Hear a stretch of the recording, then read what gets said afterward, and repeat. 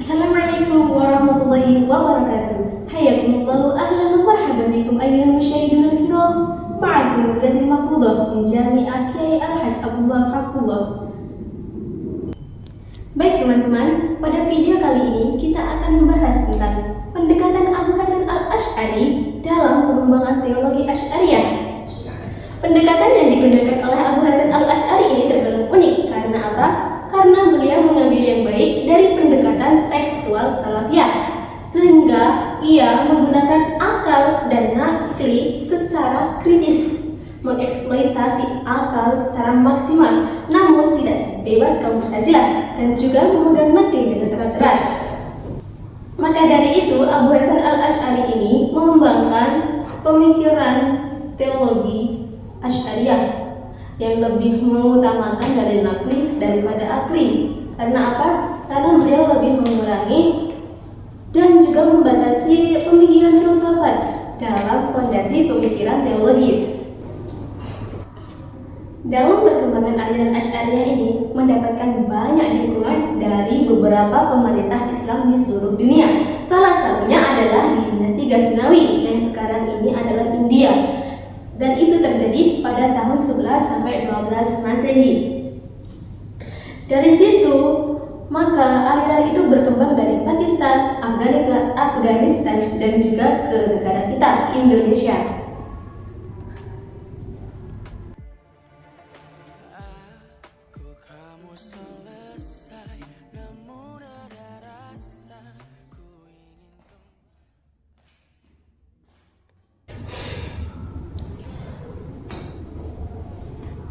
Sejarah aliran Asy'ariyah ini tidak bisa terlepas dari tokohnya, yakni siapa? Yakni Abu Hasan Al-Asy'ari. Beliau ini merupakan anak tiri dari seorang tokoh Mu'tazilah. Sangat politis sekali, bukan? Pokok-pokok pemikiran dalam ajaran Asy'ariyah ini mengkritik secara keras aliran Mu'tazilah. Karena apa? Karena aliran Mu'tazilah itu terlalu mengedepankan akal dan juga filsafat, sehingga beliau melupakan dalil-dalil nakli yang sudah ada. Maka dari itu aliran ini ada karena apa? Karena ingin lebih menggunakan dalil-dalil nakli daripada berfilsafat di dalam agama yang akan menimbulkan kesesatan dalam beragama. Kita lanjut pokok-pokok pemikiran dalam ajaran Al-Asy'ariyah, yakni yang pertama adalah sifat Tuhan, yang kedua adalah kekuasaan Tuhan dan perbuatan manusia, yang ketiga ada keadilan Tuhan, yang keempat melihat Tuhan di akhirat, dan yang terakhir adalah dosa besar. Di mana yang A, sifat Tuhan? Pandangan aliran Asy'ariyah mengenai sifat Tuhan adalah Tuhan adalah zat yang tidak menyerupai makhluk sama sekali.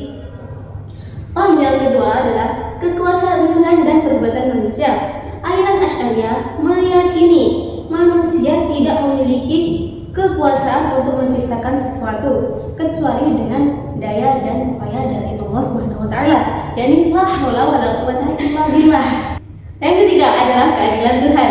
Aliran Asy'ariyah ini berpandangan bahwa penentuan nasib manusia di akhirat merupakan hak mutlak Allah Subhanahu wa taala. Untuk menentukan hal itu hanya dengan kekuasaan Allah, dan kita manusia tidak bisa bercampur tangan. Yang keempat adalah melihat Tuhan di akhirat. Wah, seperti apakah itu? Oke, kita bahas.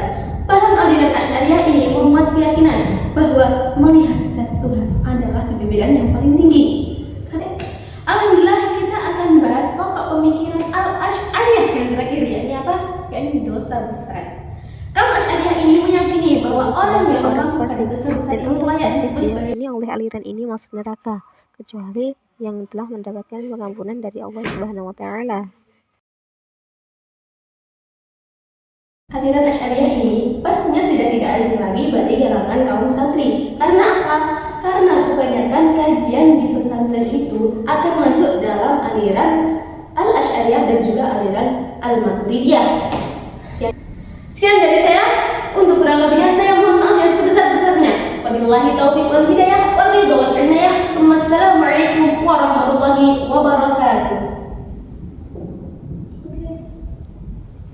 Dadah. Dadah.